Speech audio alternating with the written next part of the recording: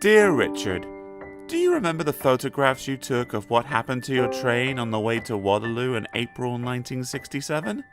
Your mother very kindly gave me a set, and they helped our artist to draw at least 2 of the pictures for Super Rescue. Anyway, Super Rescue is the story which your pictures told me. I hope you will enjoy it, and the other 3 stories as well. The author.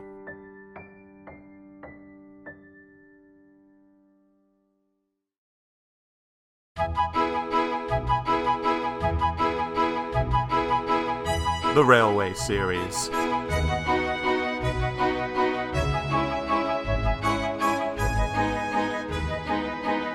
Book 23, Enterprising Engines. Story 1, Tenders for Henry.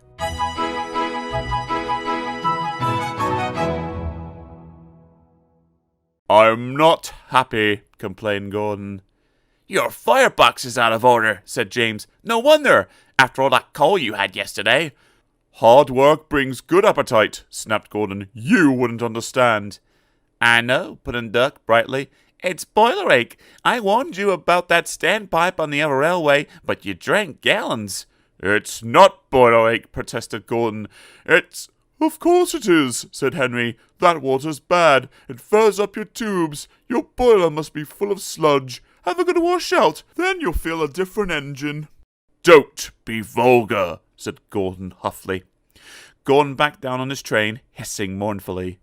Chill up, Gordon, said the Fat Controller. I can't, sir. The others say I've got boiler ache, but I haven't, sir. I keep thinking about the dreadful state of the world, sir. Is it true, sir, what the diesels say? What do they say? They boast that they've abolished steam, sir. Yes, Gordon, it is true. What, sir? All my Doncaster brothers drawn the same time as me? All gone, except one. The guard's whistle blew, and Gordon puffed sadly away. Poor old Gordon, said the Fat Controller. If only we could. Yes, I'll ask his owner at once. He hurried away. Arrangements took time, but one evening, Gordon's driver ran back excited. Wake up, Gordon! The Fat Controller's given you a surprise! Look! Gordon could hardly believe it. Backing towards him were 2 massive green tenders, and their engine's shape was very like his own. It's Flying Scotsman, he gasped. The Fat Controller's brought him to see me. Oh, thank you, sir. Gordon's toot of joy was drowned by Flying Scotsman's as he drew happily alongside. Next day, the 2 engines were photographed side by side. You've changed a lot, smiled Flying Scotsman. I had a rebuild at Crewe. They didn't do a proper Doncaster job, of course, but it serves. I had a rebuild too, and looked hideous, but my owner said I was an extra special engine, and made them give me back my proper shape. Is that why you have 2 tenders, being special? No, you would hardly believe it, Gordon, but over there, they've hardly any coal and water. But surely every proper railway... Exactly. You are lucky, Gordon, to have a controller who knows how to run railways. Everyone got on well with Flying Scotsman, except Henry. Henry was jealous. Tenders are a mark of distinction, he complained. Everybody knows that. Why's he got 2? He's famous, explained Duck and Donald. He was the second to go 100 miles an hour. Besides, the other railway has no coal and water. Pooh, sniffed Henry. I can't believe that. I never boast, he continued, but I always work hard enough for 2. I deserve another tender for that. Duck whispered something to Donald. Henry, asked Duck innocently, would you like my tenders? Yours? Exclaimed Henry. What have you got to do with tenders? All right, said Duck. The deal's off. Would you like them, Donald? I wouldn't deprive you of the honour. It is a great honor, said Duck thoughtfully, but I'm only a tank engine, so I don't really understand tenders. Perhaps James might. I'm sorry I was rude, said Henry hastily. How many tenders have you, and when can I have them? 6, and you can have them this evening. 6 lovely tenders, chortled Henry. Oh, what a splendid sight I'll be! That'll show the others the sort of engine I am. Henry was excited. Do you think it'll be all right? He asked for the umpteenth time. Of course, said Duck. Just go where I told you, and they'll all be ready. Meanwhile, word had gone round, and the others waited where they could get a good view. Henry was cheered to the echo when he came, but he wasn't a splendid sight. He had 6 tenders, true, but they were very old and very dirty, all were filled with boiler sludge. And a good washout, Henry, called a voice. That's right, you'll feel a different engine now. Henry was not sure, but he thought the voice was Gordon's.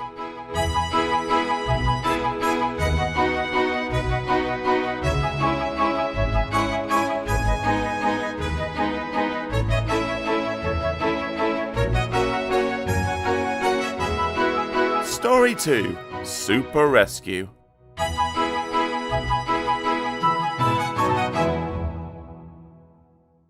The 2 diesels surveyed the shed.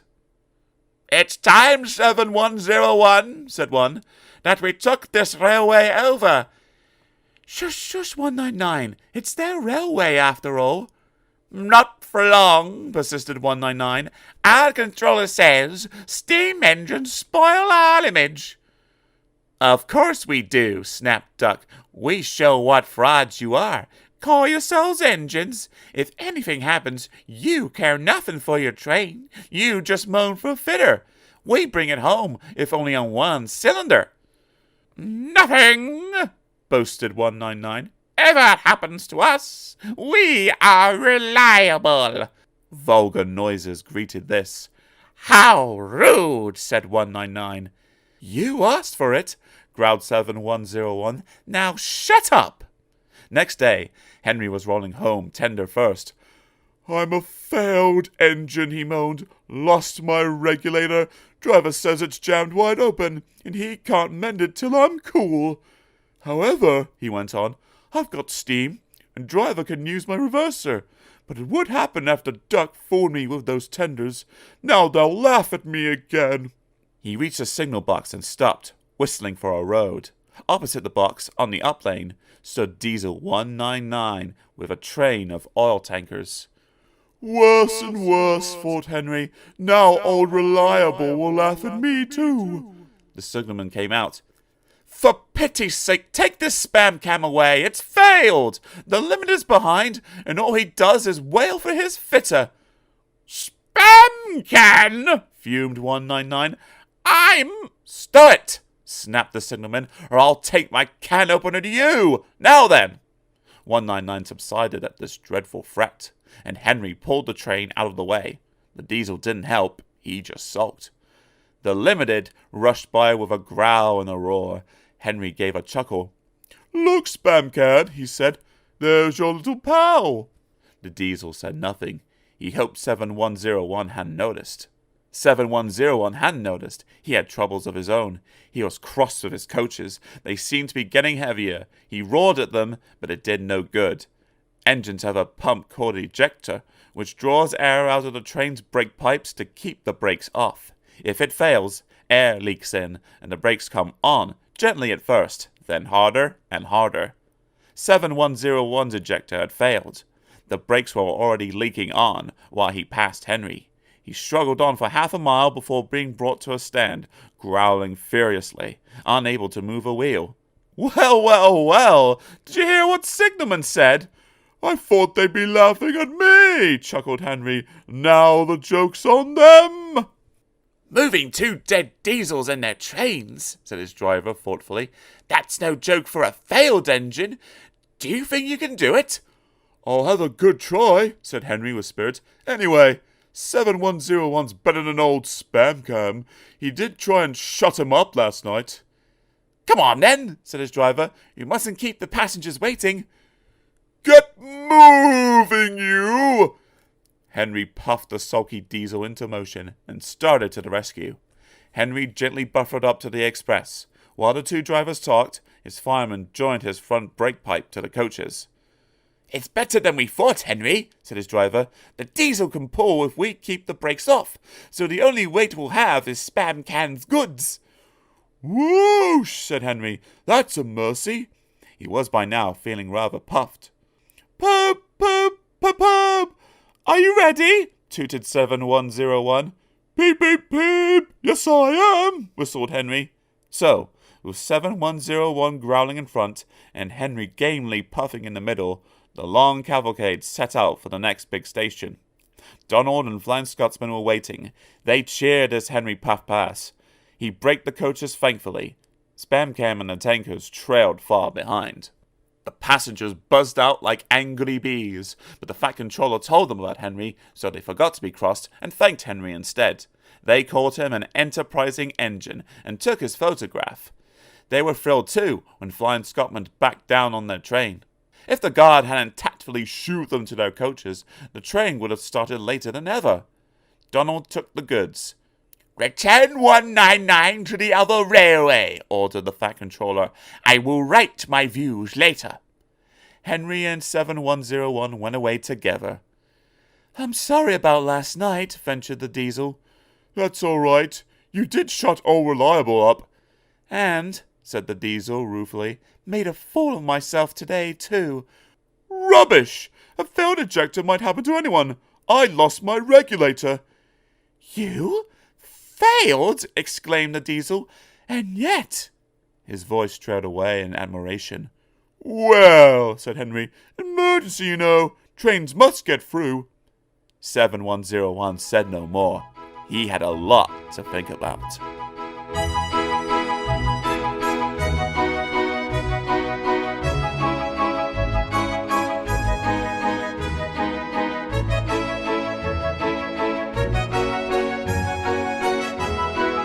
Story 3.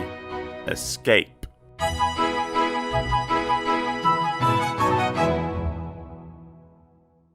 Douglas had taken the midnight goods to a station on the other railway. He was shunting ready for his return journey when he heard a faint hiss. "That sounds like an engine," he thought. The hiss came again. This time it sounded almost despairing. "What is there?" he asked. A whisper came. "Are you a Fat Controller's engine?" "Aye, and proud of it." "Thank goodness! I'm Oliver. We're escaping to your railway, but we've run out of coal, and I've no more steam." "Is it from scrap you're escaping?" "Yes." "Then it's glad I'll be to help you, but we mun work first." Both crews joined in. They took off Oliver's side rods, wrote out transit labels, and chalked scrap everywhere they could. Douglas marshalled Oliver in front of his train. "Not time to turn around," he panted. "I mun run tender first." "Yahoo! Woohoo!" yelled a passing diesel. "A steamer's escaping! Yoo-hoo!" Douglas puffed firmly on.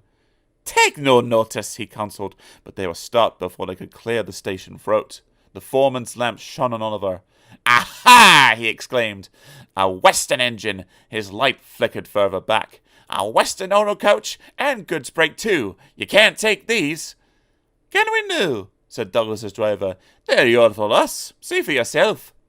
Douglas's guard showed him the labels and papers. Oliver's crew, hiding in the coach, hardly dared to breathe. "Seems in order," said the foreman grudgingly. "But it's queer." "Sure, and it is," began the guard, "but I could tell you queerer." "So could I," interrupted the foreman. "Right away, guard." "A near thing," puffed Douglas with relief. "We've had worse," smiled Oliver. "We ran at night. Friendly signalmen would pass us from box to box when no trains were about. We got on well till Control heard about a mystery train. Then they tried to hunt us down." "What did you do?" "A signalman let us hide on an old quarry branch. Driver, fireman, and guard blocked the cutting with rubbish and levered one of the approach rails away. We stayed there for days, with diesels baying and growling like hounds outside. I was very frightened then." "Small blame to you," said Douglas feelingly. presently they rumbled over the bridge and onto the Fat Controller's railway. "Well, home! They can't catch you now!" "Tell Isabel and Toad, please." Douglas called out the news and heard a joyful ting-a-ling-a-ling, ting-a-ling-a-ling. He was surprised. Oliver chuckled. "That's Isabel," he said. "There's a bell on her, you see. She's clever. When we go out together, I pull one way and push the other. When I pull, I can see ahead. When I push, I can't. So Isabel keeps a good lookout and rings her bell to talk to me." "You didna say?" Douglas was impressed. "About this Toad," he continued. "Is he?" "Holy Jeluish," said his driver. "Yon's the works. We mun slip in unbeknownst and find a place for Oliver." Douglas tried hard to be quiet, but the night foreman heard them and had to be told their secret. "I know just the place," he said, and showed them an empty siding nicely hidden away. Oliver said goodbye and thank you, and Douglas puffed away. "Yon's an enterprising engine," he thought. "I won away here with Donald, but I have feared to do it on my own."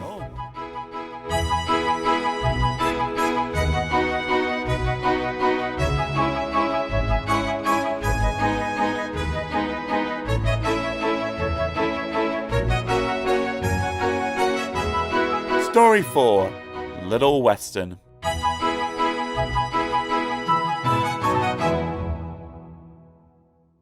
Douglas arrived back in time to see Flying Scotsman take his enthusiasts home. The Fat Controller said they had all been honoured and thanked Flying Scotsman and his owner for their help. "Please tell everyone," he went on, "that whatever happens elsewhere, steam will still be at work here. We shall be glad to welcome all who want to see and travel behind real engines." This announcement was greeted with cheers, and Flying Scotsman departed to the strains of "Will you not come back again?" led, as one might expect, by Donald and Douglas. At last Douglas could tell his news. They were all excited about it, and agreed that something must be done for Oliver. "I am feared," said Donald. "Some murdering diesel may creep in, and him there alone, lacking steam even to whistle for help." "You're right," said James. "He won't be safe till the Fat Controller knows." "Douglas should tell him at once," said Gordon firmly. "Isn't me to speak to the Fat Controller? He's forward he'd thank me, and may be interfering." "Well, here he is," said a cheerful voice. "Now, what's this all about?" Duck broke the awkward silence. "Beg pardon, sir, but we do need another engine." "I agree, Duck. That is why I'm giving 7101 another chance." Their faces showed such dismay that the Fat Controller had difficulty with his own. "Sir," ventured Gordon at last, "we had hoped for a real engine." "They," said the Fat Controller gravely, "are rare, and unless one escapes, there's little hope." "But, sir," burst out Donald, "one has." "And, thanks to Douglas, is now at our works," announced the Fat Controller. "Sir," gasped Douglas, "is there anything you don't know?" "More than you think," he laughed. "Oliver's crew told me all you did, Douglas." "Och, sir, you couldn't see a brawy engine and him in trouble and not do a wheel's turn." "More than a wheel's turn, I fancy. Douglas, I'm pleased with you. Oliver, Isabel, and Toad will soon be ours. Oliver and Isabel are just what we need for Duck's branch line." Loud cheers greeted this announcement. "And Toad wants to be your brake van, Douglas." "Thank you, sir. I hoped for that. He and I will do broadly together." That, of course, made everything right. Henry spoke a good word for 7101, and the others gave him a welcome. He had good manners for a start, so Henry didn't find it hard to teach him our ways.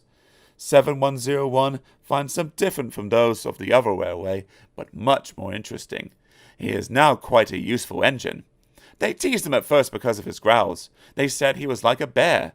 He still growls, not because he is cross, but because he can't help it. His name, Bear, has stuck. He likes it. "It's nicer than just a number," he says. "Having a name means that you really belong." The Fat Controller soon had Oliver, Isabel, and Toad mended and painted in full Great Western colours. Then he rescued 3 more Western auto coaches. 2, Alice and Maribel, he gave to Duck.